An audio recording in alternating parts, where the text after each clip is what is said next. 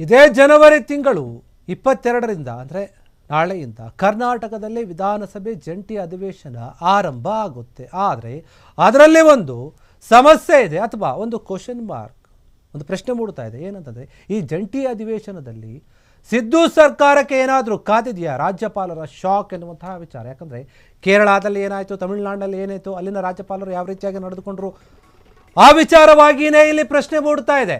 ಜನವರಿ 22ನೇ ತಾರೀಕಿನಿಂದ ಕರ್ನಾಟಕದಲ್ಲಿ ಜಂಟಿ ಅಧಿವೇಶನ ಶುರುವಾಗುತ್ತೆ. ಆ ಅಧಿವೇಶನಕ್ಕೆ ಸಿದ್ದು ಸರ್ಕಾರಕ್ಕೆ ರಾಜ್ಯಪಾಲರು ಶಾಕ್ ಕೊಡ್ತಾರೆ. ಕರ್ನಾಟಕ ರಾಜ್ಯಪಾಲ ಆಗಿರುವಂತಹ ತಾವರ್ ಚಂದ್ ಗೆಹ್ಲೋಟ್ ಏನಿದ್ದಾರೆ, ಅವ್ರ ಬಗ್ಗೆನೇ ಪ್ರಶ್ನೆ ಇದೆ. ಅಧಿವೇಶನವನ್ನು ಉದ್ದೇಶಿಸಿ ಅವರು ಭಾಷಣ ಮಾಡಬೇಕಾಗಿದೆ. ರಾಜ್ಯಪಾಲರು ರಾಜ್ಯ ಸರ್ಕಾರ ಸಿದ್ಧಪಡಿಸಿರುವಂತಹ ಭಾಷಣವನ್ನು ಓದಬೇಕಾಗಿದೆ. ಅವರು ರಾಜ್ಯ ಸರ್ಕಾರ ಸಿದ್ಧಪಡಿಸಿರುವಂತಹ ಭಾಷಣದಲ್ಲಿ ಕೇಂದ್ರ ಸರ್ಕಾರದ ವಿರುದ್ಧದ ಕೆಲವೊಂದು ಅಂಶಗಳಿವೆ, ಅದನ್ನು ಕೂಡ ಓದಬೇಕಾಗುತ್ತೆ.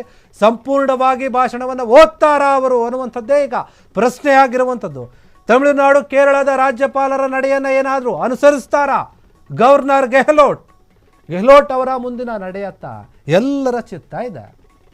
ಯಾಕಂದರೆ ಕೇರಳದಲ್ಲಿ, ತಮಿಳುನಾಡಿನಲ್ಲಿ ಅಲ್ಲಿನ ರಾಜ್ಯಪಾಲರು ಏನಾಗಿದ್ದಾರೆ, ಹೆಂಗೆ ನಡೆದುಕೊಂಡ್ರು ಅದೇ ರೀತಿಯಾಗಿ ನಡೆದುಕೊಳ್ಳುತ್ತಾರೋ, ಅಥವಾ ಗೆಹ್ಲೋಟ್ ಅವರು ಸಂಪೂರ್ಣವಾಗಿ ಎಲ್ಲ ಭಾಷಣವನ್ನು ಕೂಡ ಓದ್ತಾರೋ, ಅದೇ ಪ್ರಶ್ನೆ ಇರುವಂಥದ್ದು.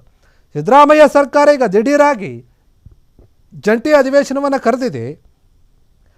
ಆ ಅಧಿವೇಶನದ ವಿಚಾರವಾಗಿ ರಾಜ್ಯಪಾಲರ ನಡೆ ಏನು, ಹೆಂಗೆ ನಡೆದುಕೊಳ್ತಾರೆ, ಅದೇ ವಿಚಾರ ಈಗ ಕೇಳಿ ಬರ್ತಾ ಇದೆ. ಹಾಗಾದರೆ ಕೇರಳದಲ್ಲಿ, ತಮಿಳುನಾಡಿನಲ್ಲಿ ಏನಾಗಿತ್ತು, ಅದೇನು ವಿವಾದ ಅಂತ ನಾವು ಸ್ವಲ್ಪ ಗಮನಿಸೋದಾದರೆ ನೋಡಿ, ತಮಿಳುನಾಡು ವಿಧಾನಸಭೆಯಲ್ಲಿ ಭಾಷಣ ಮಾಡಬೇಕಾಗಿದ್ದಂತಹ ರಾಜ್ಯಪಾಲ RN ರವಿ ಏನಿದ್ದಾರೆ, ಅವರು DMK ಸರ್ಕಾರ ಸಿದ್ಧಪಡಿಸಿದಂತಹ ಭಾಷಣದಲ್ಲಿ ಹಲವು ದೋಷಗಳಿವೆ ಅಂತ ಹೇಳಿ ಭಾಷಣವನ್ನು ಮಾಡದೇನೆ ಅವರು ಸದನದಿಂದ ಹೊರಗೆ ಹೋಗಿಬಿಡ್ತಾರೆ. ಈ ಹಿಂದೆಯೂ ಕೂಡ ಇಂತಹ ಪ್ರಸಂಗಗಳು ಅಲ್ಲಿ ನಡೆದಿದ್ವು. ಆದರೆ ಇದು ಸದ್ಯ ವಿವಾದಕ್ಕೆ ಕಾರಣ ಆಗಿತ್ತು. ರಾಜ್ಯಪಾಲರು ಶಿಷ್ಟಾಚಾರವನ್ನು ಉಲ್ಲಂಘನೆ ಮಾಡಿದ್ದಾರೆ ಅಂತ ಹೇಳಿ ತಮಿಳುನಾಡು ಸರ್ಕಾರ ಆರೋಪವನ್ನು ಕೂಡ ಮಾಡಿತ್ತು ಅಲ್ಲಿನ ರಾಜ್ಯಪಾಲರ ವಿರುದ್ಧ. ಸಂವಿಧಾನದ 176ನೇ ವಿಧಿಯ ಪ್ರಕಾರ ರಾಜ್ಯ ಸರ್ಕಾರ ಸಿದ್ಧಪಡಿಸಿದಂತಹ ಭಾಷಣವನ್ನು ರಾಜ್ಯಪಾಲರು ಪೂರ್ತಿಯಾಗಿ ಓದುವುದು ಕಡ್ಡಾಯ ಆಗಿರುತ್ತೆ.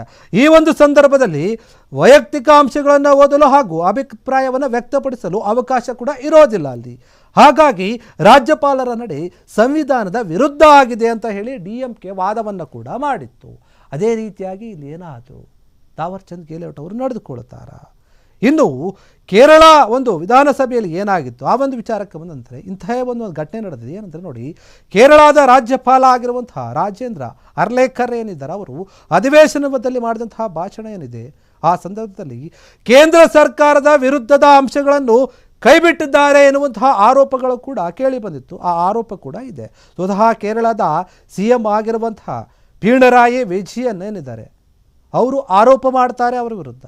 ಈಗ ಇದೇ ವಿಚಾರವಾಗಿ ಕರ್ನಾಟಕದಲ್ಲಿ ಏನಾಗುತ್ತೆ, ತಾವರ್ ಚಂದ್ ಗೆಹ್ಲೋಟ್ ಏನಿದ್ದಾರೆ, ಅವರು ಯಾವ ರೀತಿಯಾಗಿ ನಡೆದುಕೊಳ್ತಾರೆ, ರಾಜ್ಯ ಸರ್ಕಾರ ಸಿದ್ಧಪಡಿಸಿರುವಂತಹ ಎಲ್ಲ ಭಾಷಣವನ್ನು ಇವರು ಓದ್ತಾರ, ಅದರಲ್ಲಿ ಕೇಂದ್ರ ಸರ್ಕಾರದ ವಿರುದ್ಧ ಕೂಡ ಕೆಲವೊಂದು ಅಂಶಗಳು ಇದೆ ಎನ್ನುವಂತಹ ಮಾತುಗಳು ಕೇಳಿ ಬರ್ತಾರೆ. ಹೀಗಿರುವಾಗ ಎಲ್ಲ ಭಾಷಣವನ್ನು ಓದ್ತಾರ ಇವರು ಕೂಡ? ಅಲ್ಲಿ ಏನು ರಾಜ್ಯಪಾಲರು ಮಾಡಿದ್ರಲ್ಲ ಕೇರಳ ಮತ್ತು ತಮಿಳುನಾಡಲ್ಲಿ, ಅವ್ರ ರೀತಿಯಾಗಿ ಇವರು ಒಂದು ಕೇಂದ್ರ ಸರ್ಕಾರದ ವಿರುದ್ಧ ಇರುವಂತಹ ಅಂಶಗಳನ್ನು ಕೈ ಬಿಡ್ತಾರ, ಅರ್ಧದಲ್ಲೇ ಹೊರಗೆ ಬರ್ತಾರ? ಈ ಒಂದು ಪ್ರಶ್ನೆ ಇದೆ. ಏನಾಗುತ್ತೆ ಹಾಗಾದರೆ ಕರ್ನಾಟಕದಲ್ಲಿ? ಕರ್ನಾಟಕ ರಾಜ್ಯಪಾಲ ಆಗಿರುವಂತಹ ತಾವರ್ ಚಂದ್ ಗೆಹ್ಲೋಟ್ ಅವರು ಯಾವ ನಡೆಯನ್ನು ಅನುಸರಿಸ್ತಾರೆ ಇದರಲ್ಲಿ? ಅದೇ ಈಗ ಕುತೂಹಲಕ್ಕೆ ಕಾರಣವಾಗ್ತಾ ಇದೆ. CM ಸಿದ್ದರಾಮಯ್ಯ ಸರ್ಕಾರ ಗೊತ್ತಿದೆ ಕೇಂದ್ರ ಸರ್ಕಾರದ ವಿರುದ್ಧ, ಮೋದಿಯವರ ವಿರುದ್ಧ ಯಾವ ರೀತಿಯಾಗಿ ಮಾತುಗಳನ್ನು ಆಡ್ತಾ ಇದೆ, ಏನು ವಾಗ್ದಾಳಿ ನಡೆಸ್ತಾ ಇದೆ ಅಂತ. ಈಗ ಮುಖ್ಯವಾಗಿ ವಿಚಾರ ಏನಿದೆ ಅಂದರೆ, ವಾದ ಏನಿದೆ ಅಂತಂದರೆ, ಕೇಂದ್ರ ಸರ್ಕಾರದ ವಿರುದ್ಧ ರಾಮ್ಜಿ ವಿಚಾರ ಏನಿದೆ ಅದರ ಬಗ್ಗೆ ಚರ್ಚೆ ಆಗ್ತಾ ಇದೆ.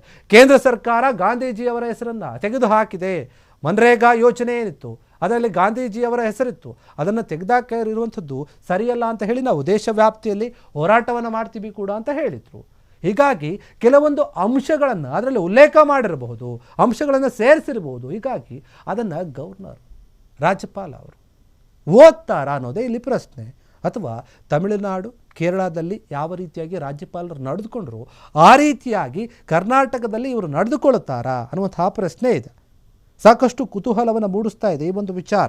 ನಾಳೆಯಿಂದ ಏನಾಗುತ್ತೆ, ಗೆಹ್ಲೋಟ್ ಅವರು ಯಾವ ರೀತಿಯಾಗಿ ನಡೆದುಕೊಳ್ಳುತ್ತಾರೆ ಅನ್ನೋದನ್ನು ಕಾದು ನೋಡಬೇಕು. ಕ್ಷಣ ಕ್ಷಣದ ಸುದ್ದಿಗಳಿಗಾಗಿ ಫ್ರೀಡಂ ಟಿವಿ ಸಬ್ಸ್ಕ್ರೈಬ್ ಮಾಡಿ, ಲೈಕ್ ಮಾಡಿ ಹಾಗೂ ಫಾಲೋ ಮಾಡಿ.